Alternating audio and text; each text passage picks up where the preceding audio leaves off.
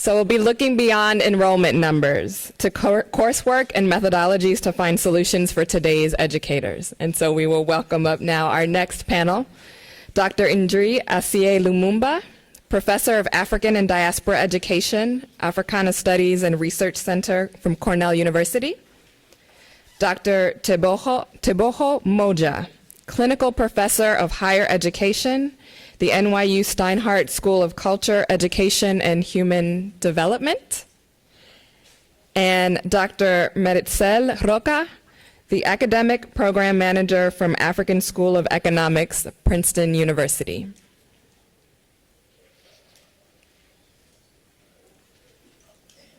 Please welcome to the stage.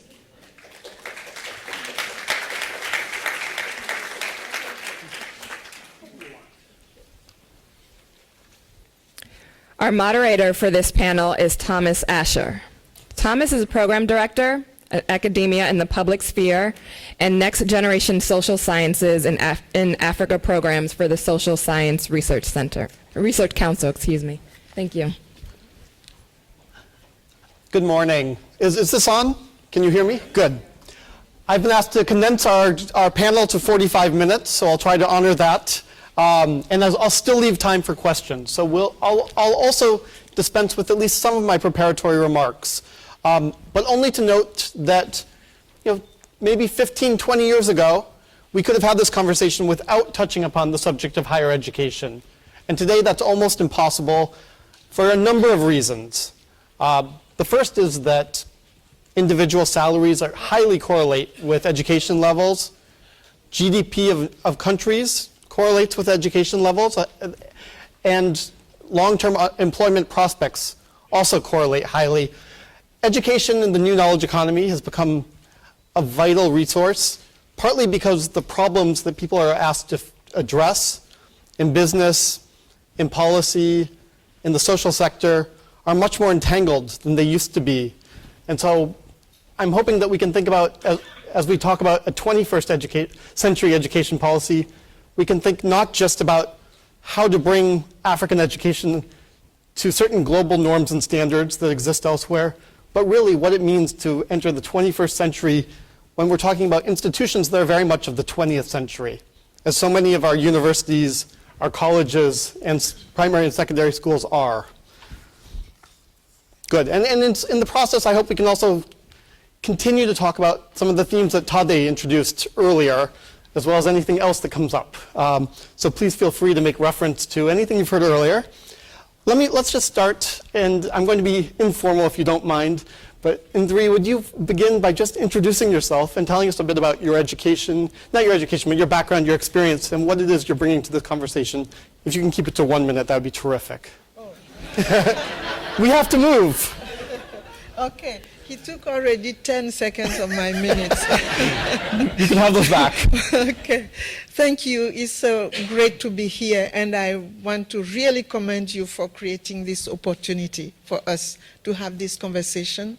I'm from Côte d'Ivoire, and my own trajectory reflects some of the issues in terms of Africa and its connection to the global world. I was educated until the first year university in my country, then the next 4 years in France, up to the level of master's, and then went back to work at the university, and then did my PhD here at the University of Chicago. Went back to Africa, worked for 5 years in a program where we trained educational researchers and managers, and then came back again. So I've been going back and forth, but now firmly located in all those sites, because I'm here at Cornell University, but I'm also in Côte d'Ivoire at University Félix Houphouët-Boigny.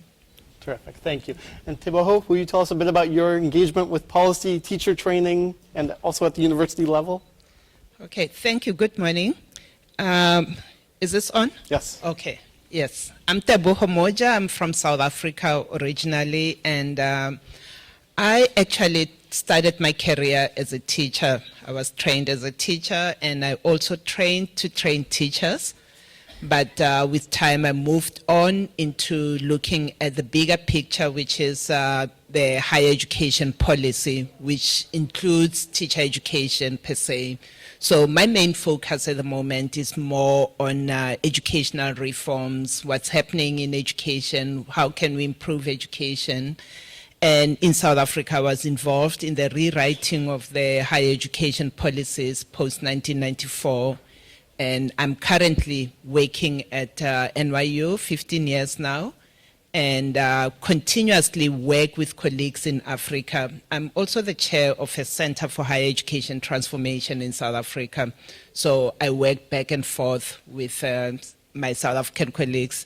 I've actually just come back a week ago after spending my whole summer, also known as winter, because it was winter in South Africa. You both have long, distinguished careers in this sector. Rachel, you're working with an organization that's not quite doesn't quite have the same longevity. It's about 100 hours old, I think. Yeah. Would you tell us a bit about it? Hi, good morning. Good morning. I don't think so. Thank you. Good morning. I'd like to thank the organization for inviting us. Yes, you mentioned, Tom, I'm representing the African School of Economics, which was officially launched a week ago. But we are not that young, since we are the expansion of the IREP, which is the acronym in French for Institute for Empirical Research in Political Economy, which was launched 10 years ago. So officially I work for Princeton University, which is one of the major partners for the African School of Economics, which is based in Benin. We started with the first cohort of around 60 students from around 13 countries all over Africa. And we are offering currently an MBA program and a master's in mathematics and economics and statistics. Thank you. And let's stay with you for 1 minute. I said that if we had this conversation 15, 20 years ago, we probably wouldn't need to talk about higher education. It wasn't on the agenda when thinking about education. What we would have talked about is crisis, and crisis in higher education. But today there are any number of incipient strengths on which to build. Can you talk about what you and your colleagues, Marichel, see as some of those incipient strengths that are important to build upon and how you might do so? Well, I'd like to start by sharing, so our model is based basically in partnerships, although our goal is to also be self-sustainable with the tuition fees. But the partnerships is currently one of the major challenges we're facing, and we are, most of our students are offered a stipend, are awarded a scholarship thanks to these partnerships. So what we are enhancing is research. So that would be one of our major strengths in order to address that situation, because we think that we have to work to improve quality, to meet the standards that currently most of the universities in Africa do not meet the standards compared to the rest of the world or the leading universities. So what we are offering is research contracts, so that the students that start our programs from the very beginning are related to a research project, so that it's both mutual, helping both the school and the student. The student, because from the very beginning he's working directly with another professor on the MBA or the master's thesis, or if they decide to pursue a PhD program later on. But also for the school, we are cultivating knowledge that later on will, it's like planting the seeds for the school. Terrific. Thank you. Debaho, what do you see that's different today that you might not have seen 15, 20 years ago? What's improved, and what should we keep building upon? Yeah, I'll answer that by taking it first from the crisis perspective.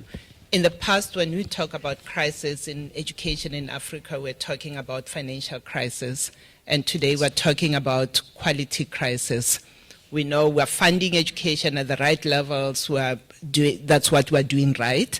We have improved our share of the GDP for education, but at the same time, the biggest challenge is still the quality of education.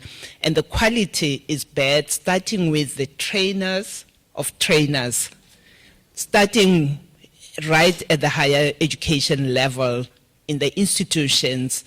It is still very common, as we know, that to find that more than 50% of the teachers in universities or higher education institutions only have a master's degree. And I've traveled to other places. I've been to places like Ethiopia, where newly graduating students are the new faculty members. As they graduate, they start teaching.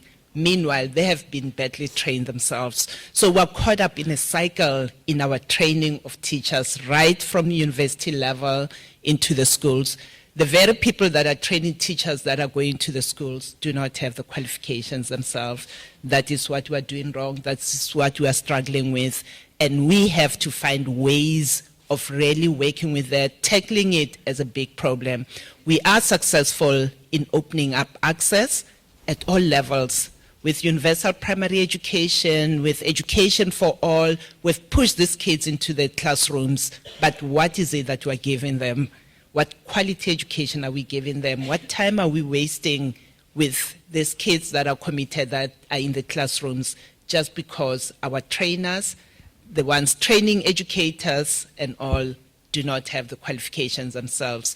So quickly, with my colleagues, one of the big projects that we're working on is looking at the whole issue of doctoral education in South Africa and hopefully extend it into Africa. So AAU has expressed that interest in saying we now need to look at how many people have got doctorates, how can we improve doctoral education also, at least to improve the qualifications of those that are teaching.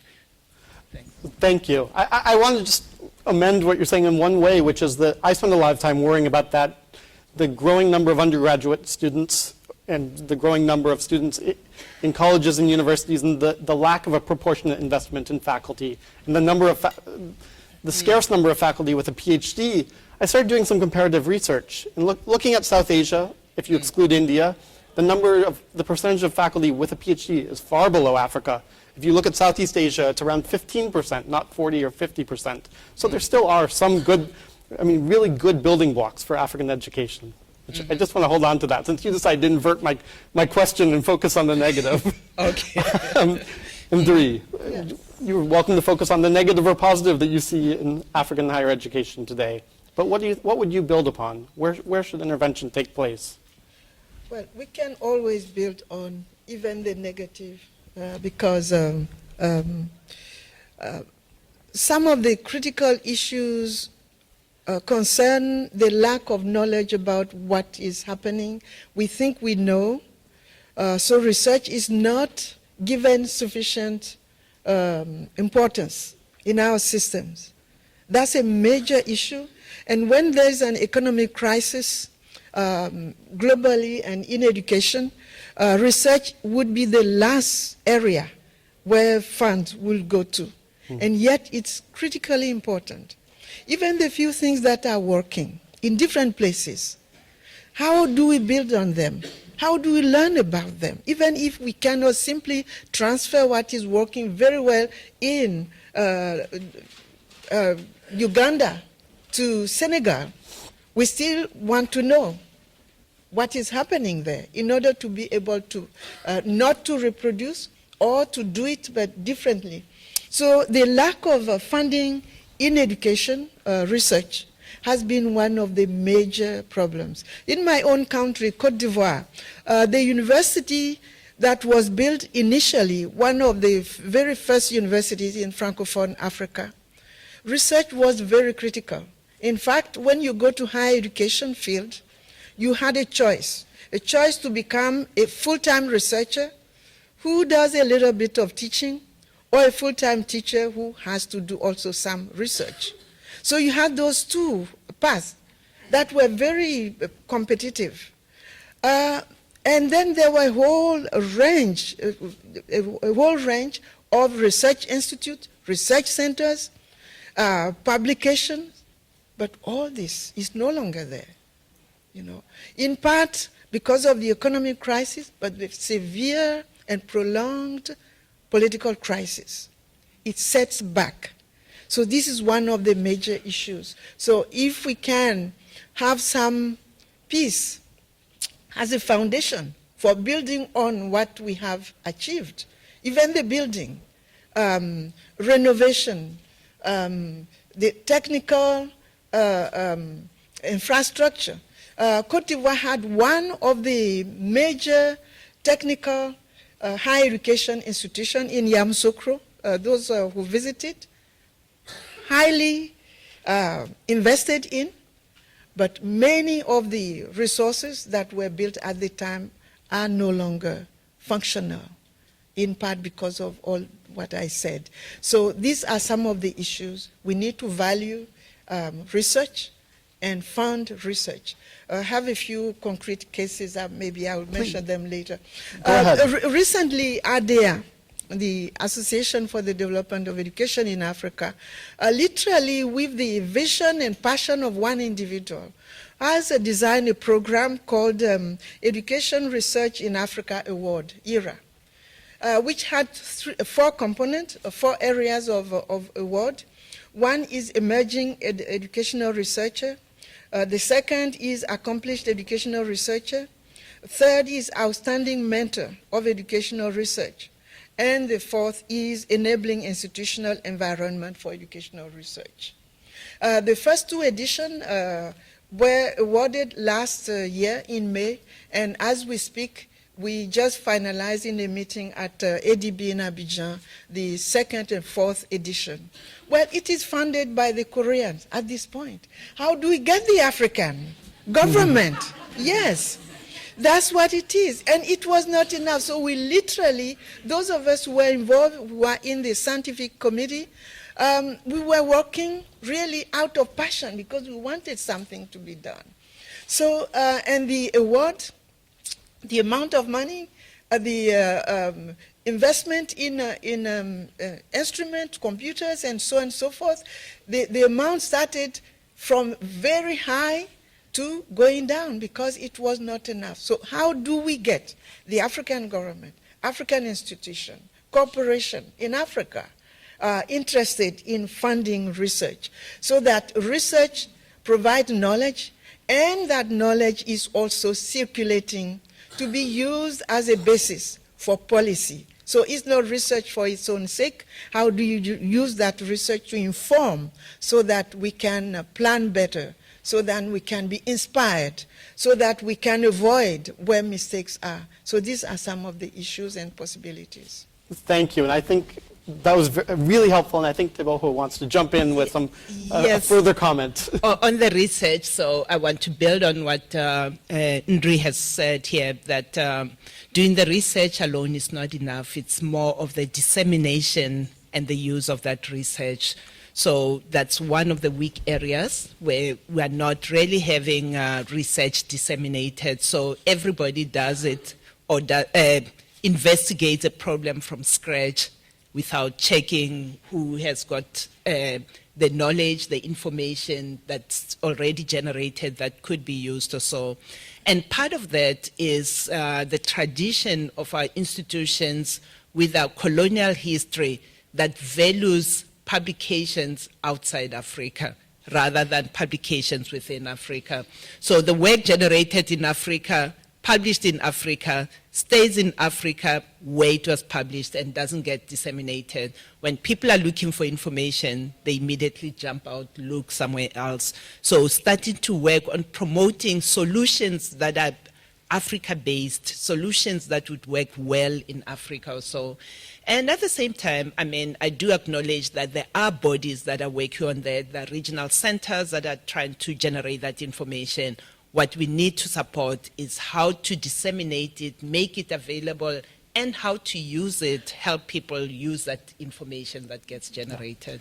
So all three of you point toward deficits in a research culture, I think. Now, often when looking for solutions, we look to the OECD and the kind of statistics that they're generating across university systems, across education systems. We might look to UNESCO. but education is situated, as I think you're all pointing out. That is, it's taking place in a particular space and time, and it's hampered by very particular problems or opportunities with any given place. Where would you look for best practices? You already mentioned Senegal as a possibility. You wondered what's happening there. But would you start, Ndri, and just tell us, can we use international best practices that are derived from the wealthiest countries, or do we have to generate entirely new solutions? No, the idea, the experience, even when we're comparing African countries, you don't transfer from one African context to another because, as Tade said earlier, that culture, sub-regional cultures, national, local, they are very real, they evolve. So you don't transfer the reality that you found in one context to another, so even within Africa, let alone bringing result of research from elsewhere. However, we can always be inspired. When I was a visiting professor in Japan, one thing that I learned that was a great shock to me, but makes sense, is how little the gap between the salary of the public teachers at basic level, secondary level, and higher education level. I was just curious. I was astonished to find how little the gap was. And then inquiring further, the idea is that, well, if you don't start right, you cannot turn out to be great later. And therefore, the teachers who build the foundation are critical. Well, you can build that foundation. If nothing is built on it, then it will be, left to no use. Therefore, those who come in the middle are also important all the way. And then higher education has to be useful to the basic level. We don't want to build structure. Higher education is the last level. But higher education has to come back. What knowledge we generate that will be used to better deal with the basic education. So this is one thing. If there are several things, having gone around those places, not only reading about them, but actually living in the context to know how things work. So if there's one thing, because of lack of time, this is something that really, I think, we need to give more importance to. This idea, I think it was talked about earlier, the holistic approach should be very real. Not the basic, secondary, and higher. Not the technical, vocational, and the others. We need to think critically how to connect all these and give equal value to them. I could say more, but... In Q&A, Teboho. Yeah, I would say there are models to be emulated outside and adapted. And for me, one of those that are very impressive for me is with Finland, which we know ranks very high in terms of the rankings in education. And I think one of the things that they're doing right is with our teacher education. The status that a teacher has in society plays a major role. And I grew up in a situation where my parents' generation or so had teachers who were perceived as occupying high status in society, respected, and being given that kind of respect for the kind of work they're doing. And with time, I think our systems in Africa have slipped into being a teacher is regarded as the last resort profession. If you fail to get into anything else, you go into teacher training or so.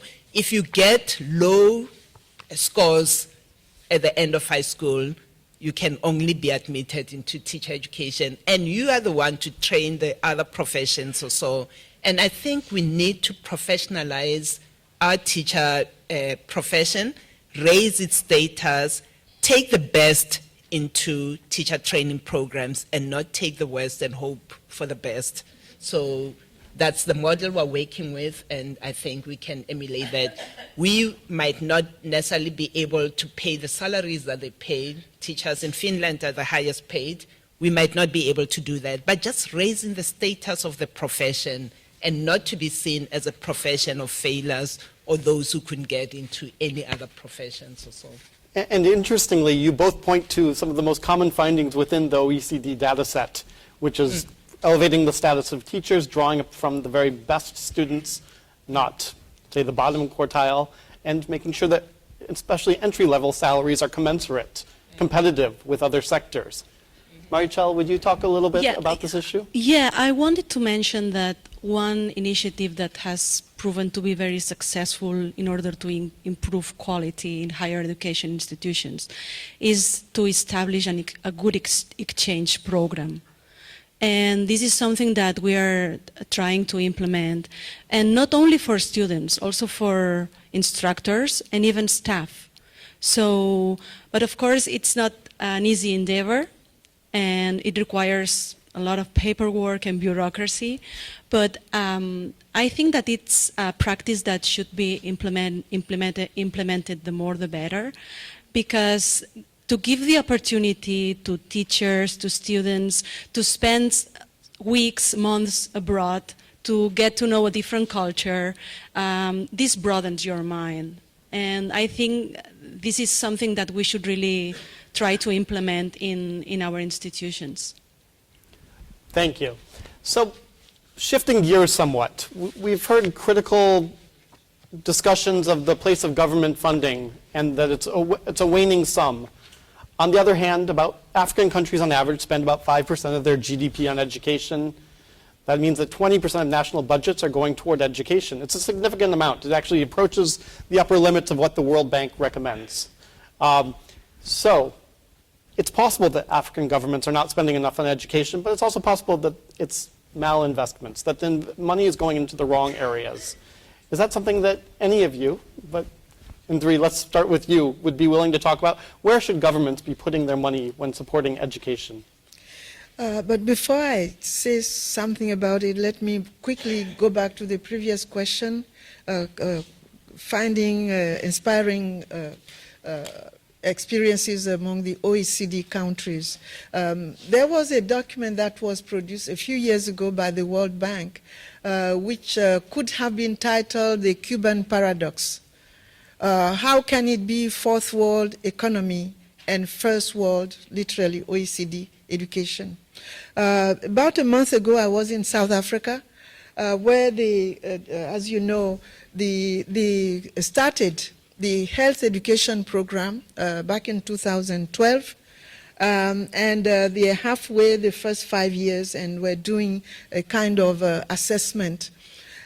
This education, type of education and philosophy has been experienced in Cuba successfully. And I'm talking about it because one of the dimensions, a book that came out 3-4 years ago by Martin Canoy, The Academic Edge of Cuba, is not only because of the synergy of education and health. That's very, very important. A hungry child can't learn, even a hungry adult can't learn or teach. So it's a fact. But in addition, the best among the high school completers go to education. And that's the case in some of the Scandinavian countries that are doing very well. So the going to education, becoming a teacher is not the last resort. On the contrary, it's given full value. And it means, coming back to the question you just asked, it's another way of investing. People are, years ago, Philip Foster published that article, The Vocational School Fallacy. You can do all the planning, but people will go where they think it is in their best interest to go. If people realize that education is given the full value, if the profession is given the full value through, in the world we are in, is by providing financial resources, the technical resources that we can make a real statement about the value of education. When they see that, we will not need to convince them. People will go into in the field of education. So yes, there's not enough invested in education in so many ways, not only in research, but also in the teacher training. And there are many examples in our countries where the profession was highly valued at some point, but little by little, it started to be degraded and it became the last resort. And also with the poverty, it's very difficult to concentrate, because when you're teaching in so many institutions, a little here, a little there, how can you do research? When you're grading 500 copies, how do you find the time for research? So it's by providing more researchers, investing more, that we will have all these aspects taken care of, and then it will be building and be re-injected in the education system. Thank you. I think that investing in education is always a good investment, but of course in those countries that are recovering from maybe a civil war, the effort should be put in primary and secondary education, but still education in a way. And I also think that creating a scenario where private schools, private education starts to flourish is also a good option to overcome monopoly.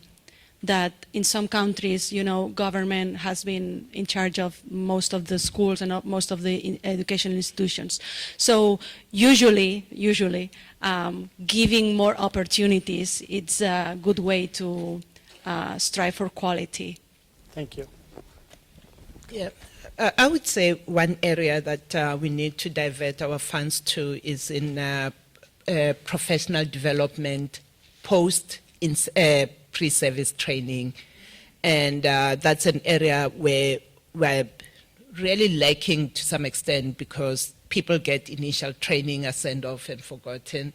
There are no follow-ups, continuous professional development that needs to continue.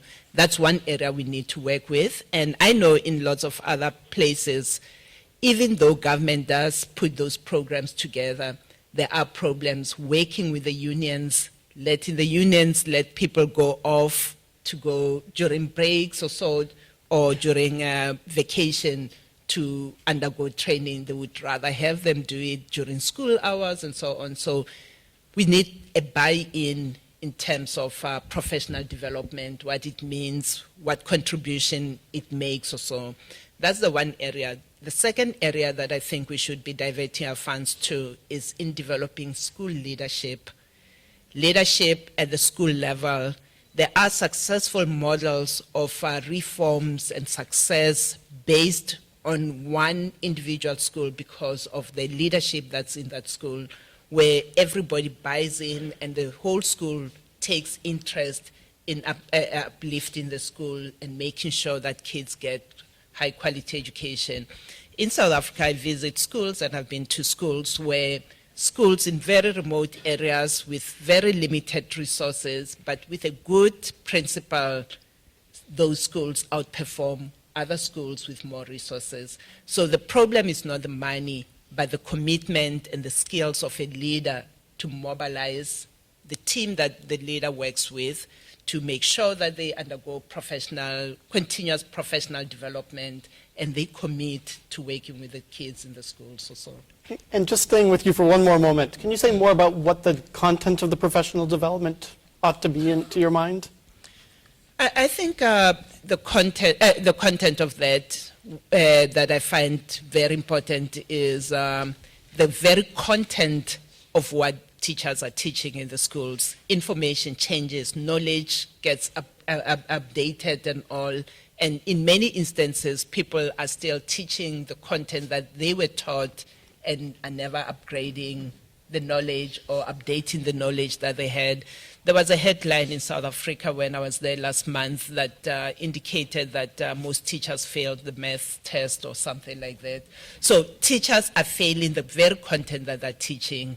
So I think content is what we need to focus on. They know what it means to be a teacher. They've got the methods. They lack the content. Okay. So let me try to bring us to an early conclusion so that we can have time for Q&A.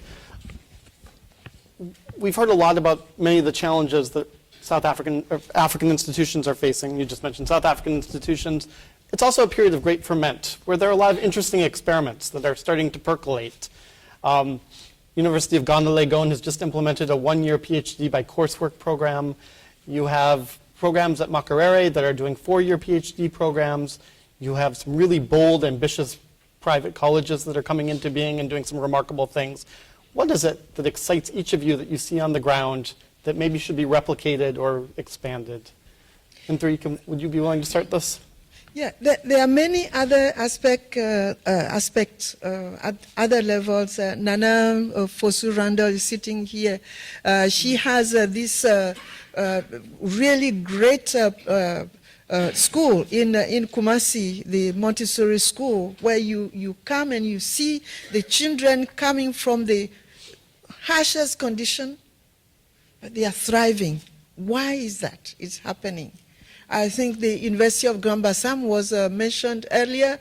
My own mentor and the great innovator, Professor Saliou Touré, who developed the Institute for Applied Mathematics, asking first the question, why we don't see so many students applying for mathematics at the university? Well, the idea was if you don't steer the interest at the lower level, you will not see them at the university. So there are many other things that are being done that we could learn from as we move forward. However, even when we talk about the private institutions, we need to ask many other critical questions. Okay, what is it doing? I'll give quickly an example so that we look critically at all these new possibilities. Private education, in some of the statistics in Kenya, in a few others, if you break it down by gender, who is attending what kind of school, you see that there are more and more female students attending those private institutions, which is good. They are having opportunity. As it was said earlier, we have so many needs that we need a variety of institutions. But the government are projecting, as you know, what is called the 2020, Rwanda 2020, Burkina Faso 2035, and you name it. And the focus is on technological and scientific education. I have my own issues with that, to focus only on that, as it was said earlier. What is the sociological context of the technology and so on and so forth. But in addition, as it was also said earlier, the investing in the technological and scientific education, it takes a lot of money. And the reality is that only the government can afford to invest properly in those institutions. So many of the private institutions, especially the for-profit institutions, they are not venturing in those areas. So if we see more women attending those institutions, while the government is planning in the 10 years, 20 years, where we want to be will be defined by technical, scientific education, it means we will have a gender-segregated labor force. The women will not be qualified to look for the jobs. So we need to look at all these aspects. This is why research is so important. Even when we have gender parity, is it a negative parity, positive parity? Negative parity is when we have boys and girls at the same level, but simply because there are fewer and fewer men going to the school, as it's happening in many areas, in Tunisia, in southeastern Nigeria. Or is it a positive parity? Because there are more and more female students attending. So we need to understand all this and look at the different institutions that are emerging. Who is going to what?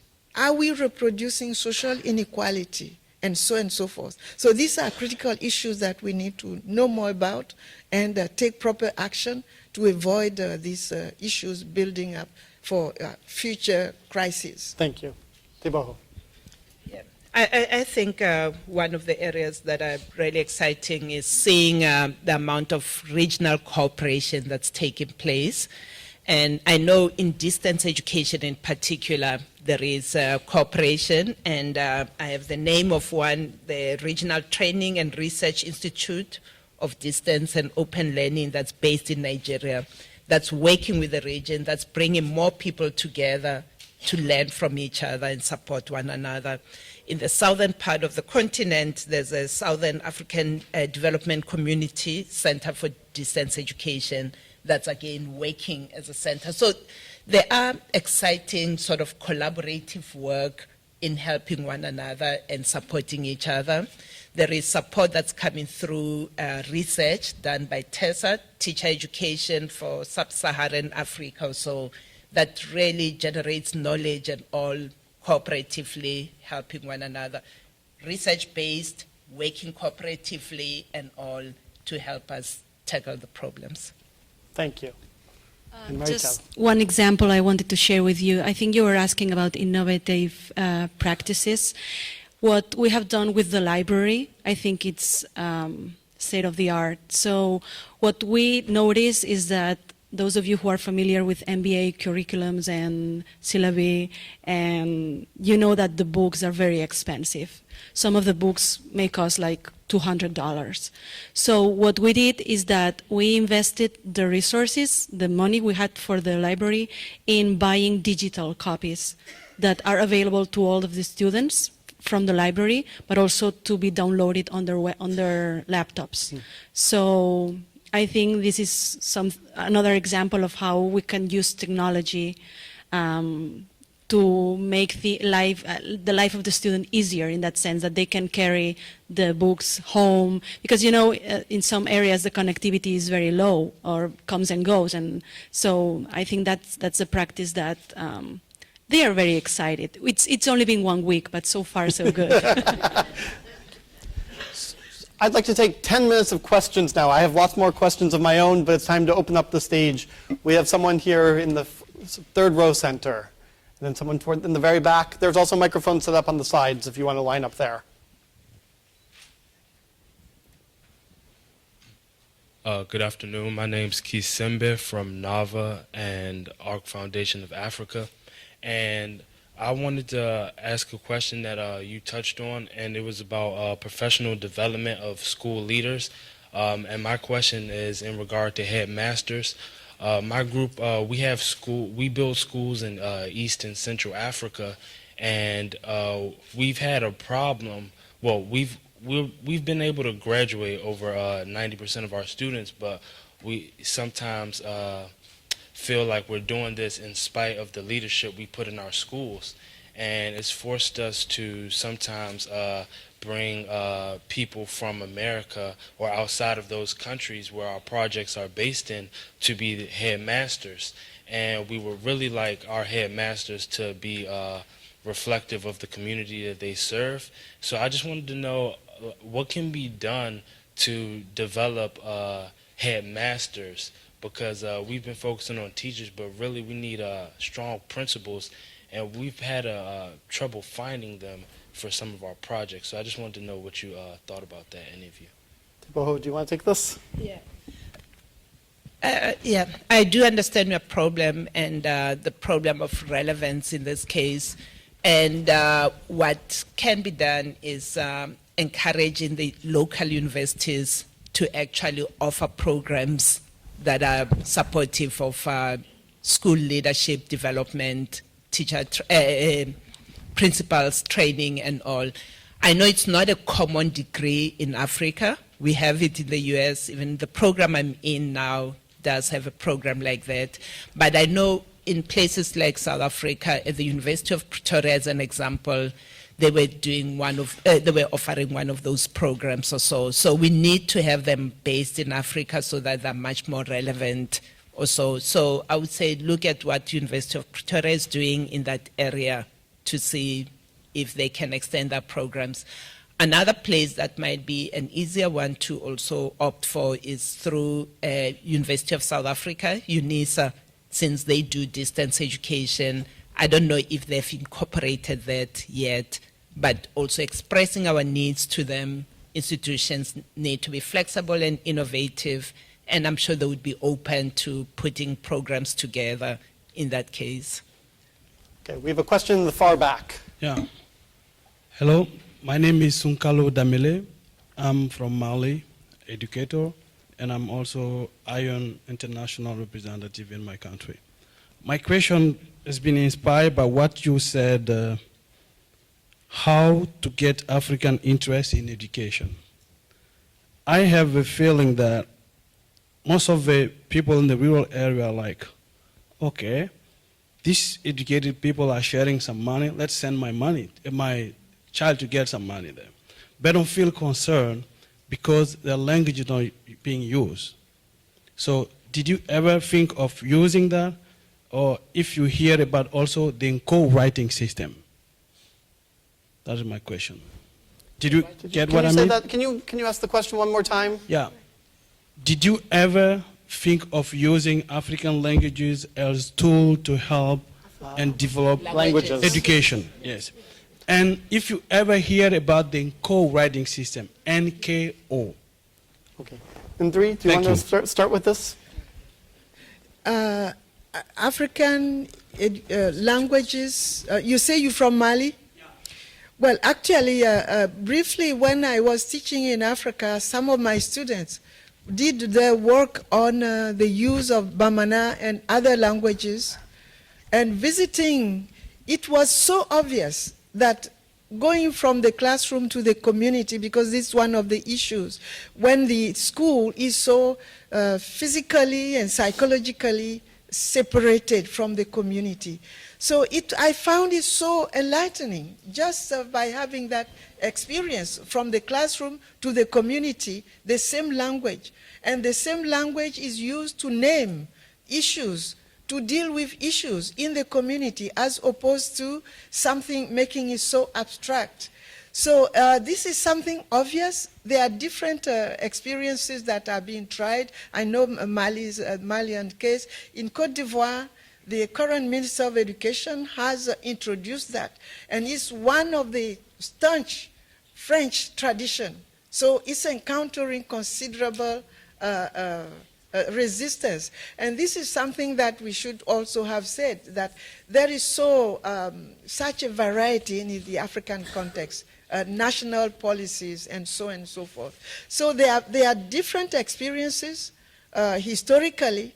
The reason why some of the former British colonies tend to use more easily their languages, African languages, than the former French colonies. So there are all sorts of historical factors that constitute assets or challenges, but there are many examples in the Congo, in many places. So it makes sense. All the research show that when children learn in their own languages, they do better in any other language. So this is a fact, a scientific fact. So we should be doing that more. So that's all I can say for now. Thank you. May we take 3 questions from here? And I want to maximize the number of people who can ask questions, and you can approach them individually afterwards. But let's take 3 questions clustered here. Okay, thank you. My name is Mamadou Tangara. I'm the ambassador and permanent representative of the Gambia to the United Nations. But in my previous life, I was a foreign minister and minister of higher education, research, science, and technology. I would like to commend the Ford Foundation and the Africa and America Institute for such a very noble initiative. You know, for me, I sincerely believe that if Africa wants to go out of the vicious circle that we are finding ourselves in, a continent endowed with a lot of natural resources, but with a population living in a very terrible situation of poverty. For that, I think education has to play a key role, and we are grateful and happy that now the World Bank has understood that there is a continuum between basic secondary education and higher education, because for a very long time, higher education was neglected by the World Bank.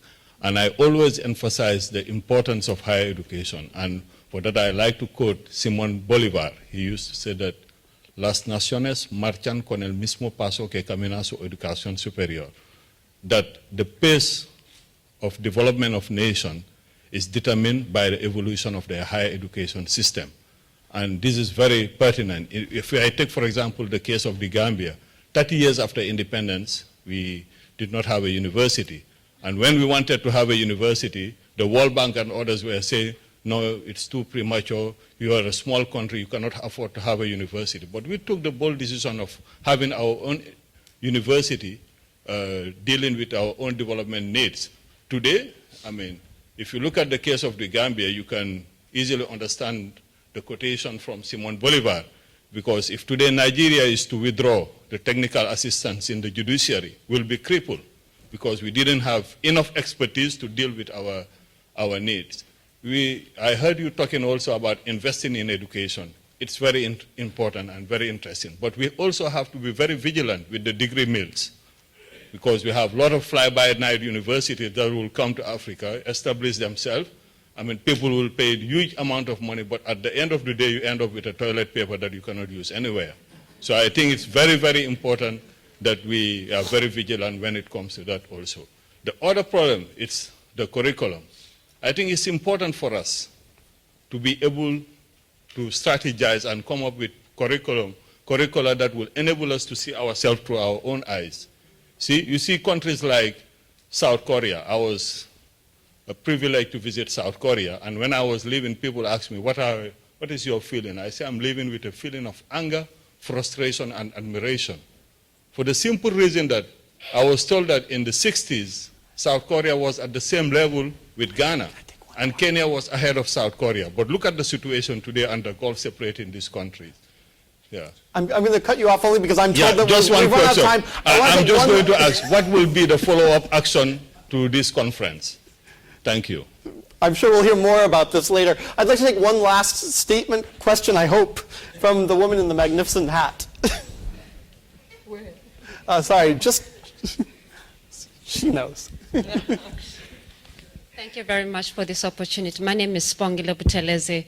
I am representing my organization, Funda Foundation. I'm presently building libraries within the schools in South Africa. And I wanted to ask Austebuho if youth, what she suggested about exchanging programs with teachers, what do you think of that opportunity? Because I personally went there and realized that what you say about the level of education with our teachers is not to our standard, but then it's a little bit too late to remove them because they're important to our kids. But then what she just suggested of bringing them together with other teachers around the world so that they can see and experience it themselves, their level of education or the way they're teaching our children, so that maybe they can reevaluate themselves if that program can work for our education system. I personally think it's a good idea. It can work, since we cannot necessarily go back to university and remove the teachers and then re-employ the same ones because they're just back from university and then they're not that much experience. So we have to work with what we have. Thank you very much. It was posed as a question, but may I take that as a statement and to conclude so that we don't eat into Patrick Awua's time? I'm going to end this discussion now, but thank you very much. A warm hand.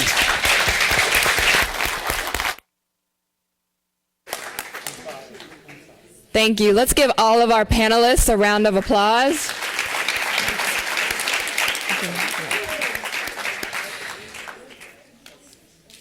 We also know that the Minister of Education from Nigeria is here. So we ask you and any other ministers and representation from African governments to stand and be recognized, please.